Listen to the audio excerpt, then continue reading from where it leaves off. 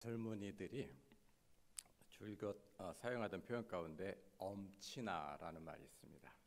잘들 아시죠? 엄마 친구의 아들인데, 엄마 친구 아들 누구누구 좀 봐라, 걔는 이러한데 하고 비교 속에서 자녀들의 속을 긁어놓는 약간은 얄미운 존재입니다.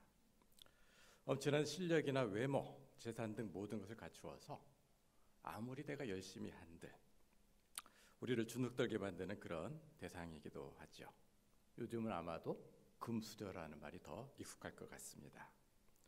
내가 성실하게 정직하게 살아도 가정에서, 일터에서, 학교에서, 때로는 교회에서 사람들의 우리의 진심과 노력이 인정받지 못하는 그런 상황이 있을 때면 이 사람들이 생각나면서 하나님한테 원망할 때도 종종 있을 것입니다.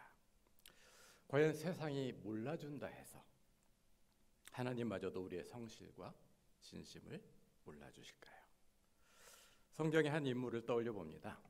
소녀는 아버지의 말씀에 순종해서 전쟁터에 나간 형의 안부도 살필 겸 필요한 음식과 물품을 가지고 형을 찾아갑니다. 그러나 만나자마자 큰 형은 다짜고짜 이렇게 얘기합니다. 네가 어찌하여 이리로 내려왔느냐? 들어있는 양들은 누구에게 맡겼느냐? 나는 너의 교만과 너의 마음의 완악함을 아노니 네가 전쟁을 구경하러 왔노라.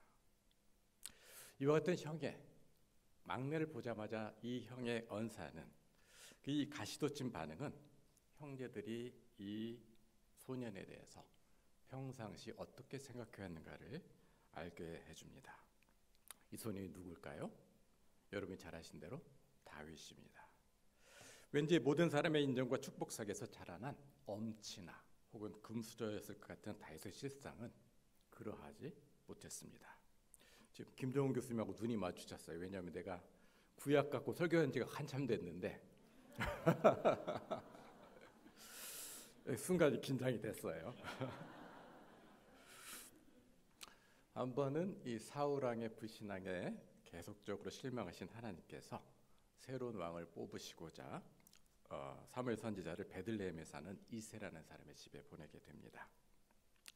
자신의 왕자를 지키고자 날선 칼을 갈고 있는 사울 왕 앞에서 특정한 목적을 가지고 한 개인의 집을 찾아간다는 것은 심상치 않은 일이었을 것입니다. 이새로서도 범상치 않은 일이 우리 집에 일어나고 있다, 이 생각을 하면서 무언가 준비하고자 그런 마음을 갖게 되었을 것입니다.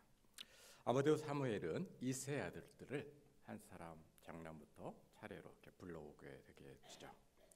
요즘 젊은이들의 표현대로 그들의 얼짱 혹은 몸짱 되는 그 이 아들들을 보면서 사무엘은 과연 왕의 제목은 참으로 다르구나, 이런 생각을 감탄하면서 하고 있습니다. 그러나 그 순간 곧바로 하나님의 질책을 듣게 됩니다. 그의 용모와 키를 보지 말라. 내가 보는 것은 사람과 같지 아니하니 사람은 외모를 보거니와 나 여호와는 무엇을 보신다고요? 중심을 보시느니라. 이에 사무엘은 이새에게 다른 아들은 없느냐 묻게 되자 이새는 들에서 양을 치는 막내가 있긴 한데 별로 신경 쓸 정도의 아이는 아닙니다. 물론 성경에는 이 표현은 아니지만 이 중요한 순간에 막내를 내박쳐 두었던 것이죠. 그 중요한 순간에 아버지 이새에게 있어서 다윗은 사소한 존재에 불과했습니다. 과연 큰형의 말대로 다윗은 교만하고 완악했을까요?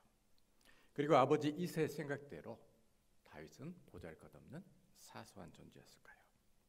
그렇다면 하나님이 보신 그리고 기쁘게 인정하신 다윗의 마음의 중심은 무엇이었을까요? 사람들은 드러난 현상만으로 그 사람을 평가하고 판단하고 때로는 무시하고 홀대합니다. 소위 젊은이들이 말하는 용어로 스펙이 떨어지고 배경이 없고 연줄이 없는 사람은 그저 그런 사람으로 치부하면서 관심의 대상에서 빼어버리거나 건성건성 인간관계를 맺기도 합니다. 당대 최고의 영적 지도자였던 사무엘마저 이런 실수를 범했다는 겁니다. 우리도 예외가 아니겠죠. 때로 다른 사람을 향하여 우리 역시도 이런 어리석은 판단의 주체가 되기도 합니다. 그러나 다윗은 혼자였으나 혼자가 아니었습니다. 여호와는 나의 목자시니로 시작되는 시편 23편은 목가적인 그리고 매우 서정적인 이미지로 우리에게 다가옵니다만 사실은 다윗에게는 수도 없이 목숨이 경각간에 달렸다가 하나님의 구원의 손길로 살아났던 실제 상황이었습니다. 당시 목자의 삶은 그림에서 그려지듯 그리 낭만적인 풍경이 아니었습니다. 절기를 따라 좋은 꼴과 물을 얻기 위해서 험한 산과 골짜기를 수도 없이 넘고 건너야 하는, 낮에는 장렬하는 태양과 싸워야 했고 밤에는 살을 내는 한계를 감당하며 맹수 앞에서 눈 한 번 제대로 잘 수도 없는, 감을 수도 없는 dirty, difficult, dangerous, 여러분이 잘 아시는 3D 업종 중에 3D 업종이었다 말씀할 수 있겠습니다. 가족의 양을 치는 대부분의 일은 다윗의 몫이었고 맹수의 습격으로 아무리 둘러보아도 소리 높여 도와주세요 하고 손길을 외쳐도 공허한 메아리조차 없는 그런 순간순간들이 한두 번이 아니었을 것입니다. 아무도 곁에서 도울 사람이 없을 때 자연스럽게 다윗의 시선은 하늘을, 또 하나님만을 앙모하지 않았겠습니까? 다윗은 아무도 도와주지 않는 참으로 외로운 그 자리에서 목자 되신 주님을 찾아 하늘을 향해서 울부짖을 때 주께서 자신과 양들의 보호자요 생명의 주가 되셨다고 고백하고 있는 것입니다. 오늘의 본문 시편 139편은 다윗이 썼다라고 기록하고 있습니다. 다윗이 인생의 어느 시점에 이 시를 썼는가는 우리가 추정키는 어려우나 아마도 인생을 관조할 만큼 충분히 연륜이 쌓인 다음에 쓰지 않았을까 추정할 수 있겠습니다. 한때 집안에서도 사회적으로도 인정받지 못하는 그런 삶을 살았으나 오직 여호와 하나님 앞에서 진실함을 잃지 않고 성실하게 자신의 몫을 감당하고 살아갈 때 돌이켜보면 혼자였던 것 같으나 결코 한 번도 다윗의 도움을 요청을 거절치 않으시고 매 순간 함께 하신 하나님께 대한 고백과 감사가 오늘의 본문에 담겨 있는 것입니다. 이제 이 시편 139편을 보면서 하나님의 은혜를 세 가지 정도로 살펴보고자 합니다. 첫째는 나를 잘 아시는 은혜입니다. 1절에서 4절에 보면 이런 말씀이 있어요. 여호와여 주께서 나를 살펴보셨으므로 나를 아시나이다. 주께서 내가 앉고 일어섬을 아시며 나의 모든 행위를 아시오니 여호와여 내 혀의 말을 알지 못하는 것이 없으시나이다. 하나님이 나를 잘 알고 계신다는 겁니다. 주께서 우리의 삶을 속속들이 들여다보신다면은 자신감이 생깁니까? 아니면 숨기고 싶은 비밀이 드러나는 불편한 두려움에 빠지게 됩니까?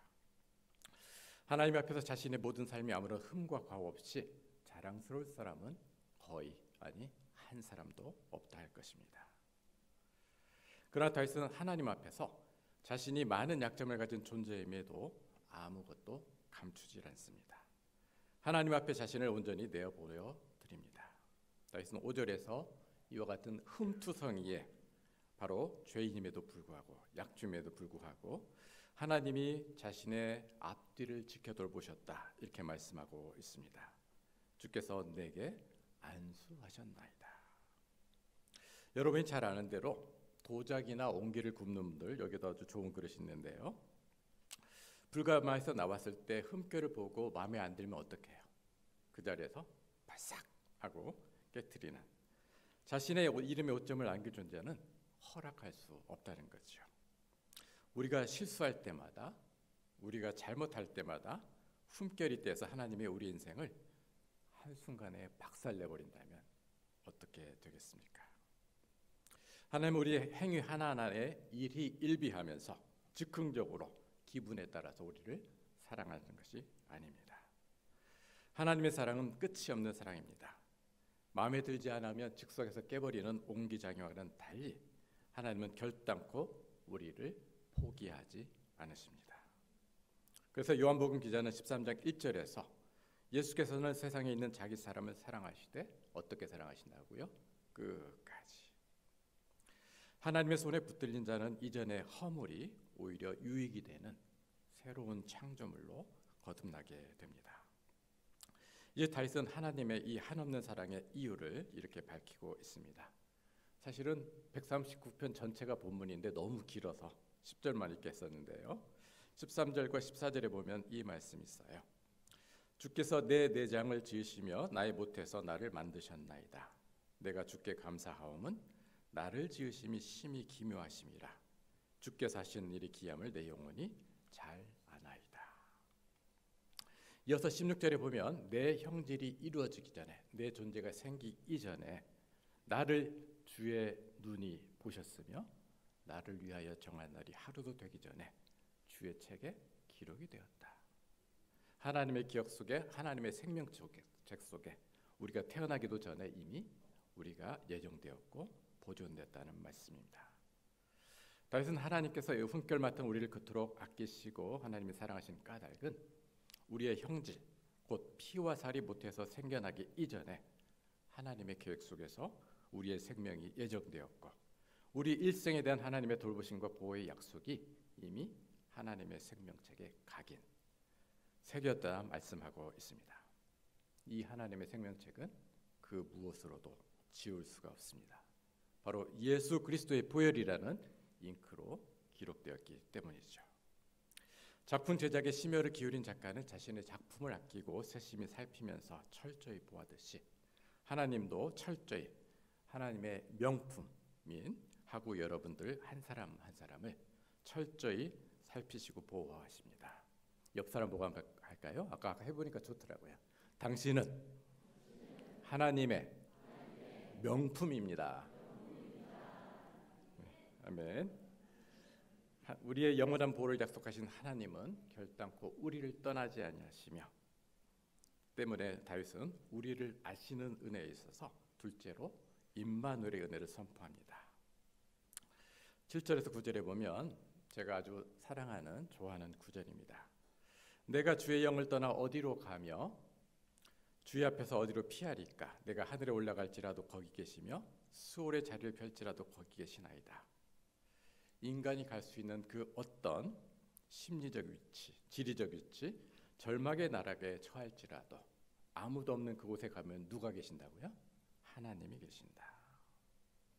저희와 여러분은 장소 그 어느 순간에도 혼자이지 않습니다.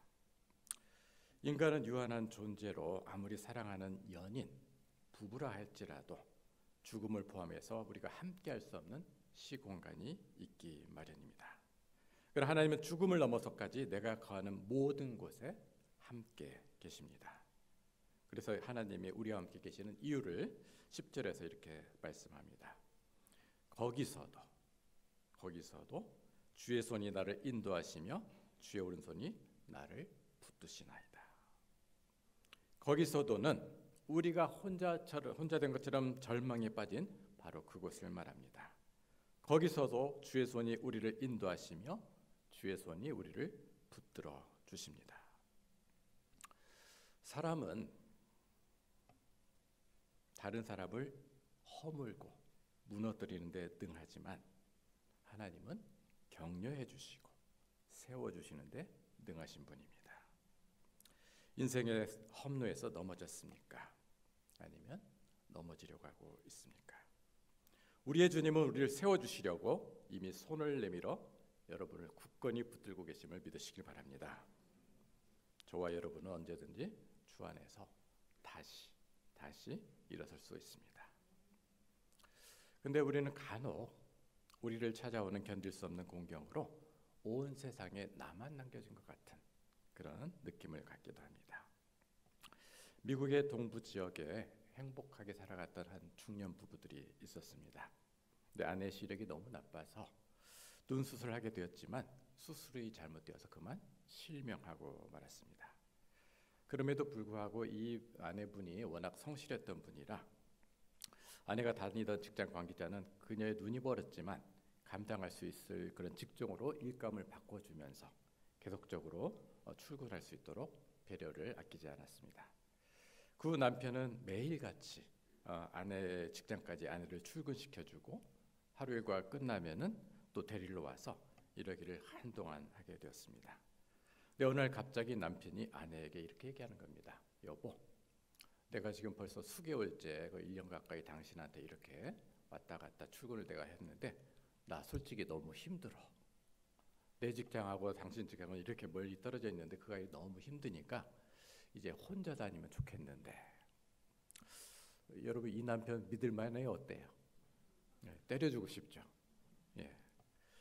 그 부인도 너무도 큰 배신감, 억울함, 분노, 이루 말할 수 없는 그 마음이 찾아왔지만 이를 악물고 살아야겠다는 결심을 한 후 그 다음 날부터 매일매일 출근 연습을 또 혼자 시작하게 됩니다.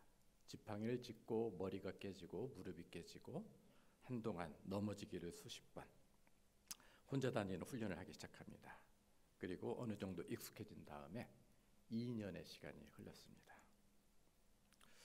오늘도 일들상 하는 것처럼 버스를 타고 내리고 이제 그 버스 계단을 내려가는 찰나 버스 기사가 이 두 부인의 뒷머리에 대고 이렇게 얘기하는 겁니다. 아줌마는 참 복도 많소. 어떻게 수년 동안 매일 남편이 버스에 함께 앉아 있어주고 부인이 직장 건물에 들어가는 순간까지 지켜보다가 등 뒤에서 손을 흔들어주는 보이지 않는 격려를 할 수 있습니까?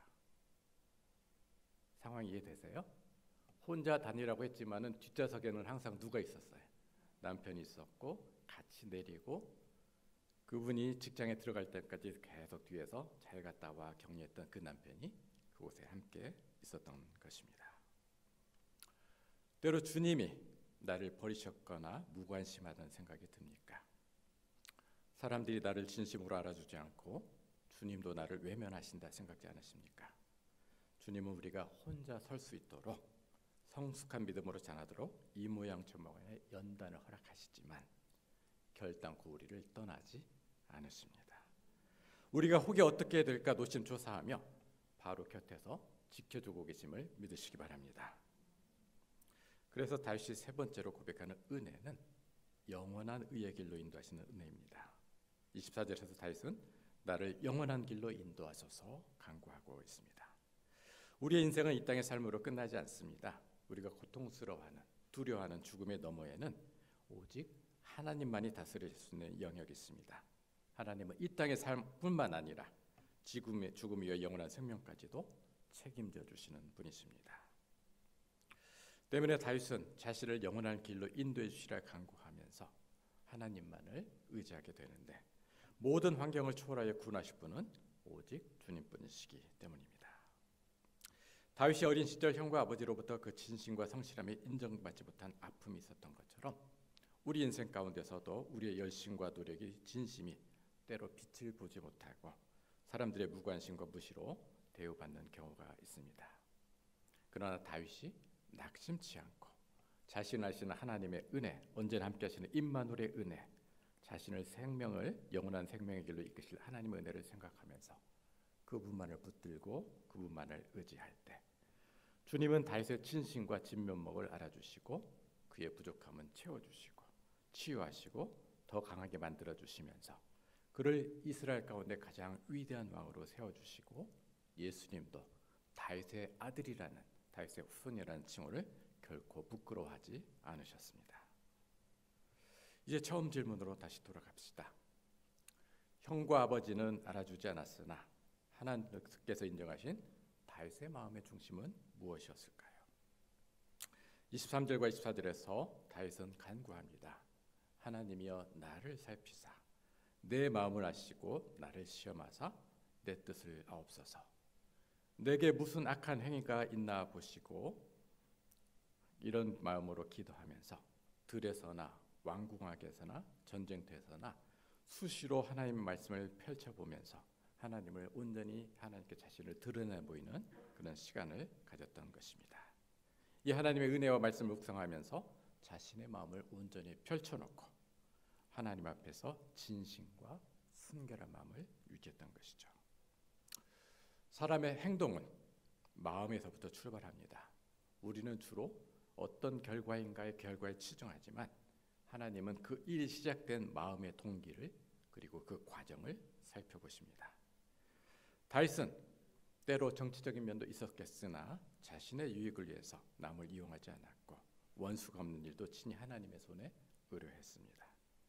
그리고 자신에게 주어진 일을 성심을 다해 묵묵히 일할 뿐 사람들이 알아주지 않아도 하나님은 반드시 자신의 진심을 그리고 성실을 알아주심을 믿고 행동했습니다.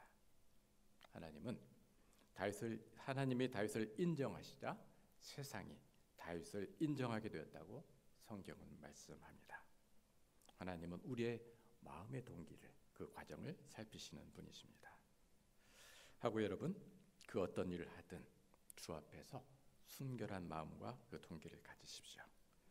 자신의 이익만을 위해서 악한 길을 멀리하고 사람을 이용하려 하지 말고 진심으로 대하며 그 사람의 스펙이 어떠든 간에요, 그의 유익을 먼저 살피시길 바랍니다. 남이 알아주지 않는다 해도 낙심할 것이 아니라 주어진 일에 죽게 하듯 전심을 다해서 성실하게 임하길 바랍니다. 세상 사람들이 알아주지 않아도 하나님은 너무 빠르지도 너무 늦지도 않은 우리를 위한 가장 최선의 시간에 우리를 찾아오셔서 여러분을 알아주시고 인정해 주시고 선한 길로 인도해 주십니다. 하나님이 인정하시면 세상이 여러분을 인정하게 됩니다. 범사의 진심과 성실로 살아갈 때 다윗을 찾아가신 하나님께서 반드시 여러분을 찾아주셔서 베풀어 주시는 세상이 감당할 수 없는 축복의 주인공이 되시길 주님의 이름으로 축원드립니다. 기도하겠습니다.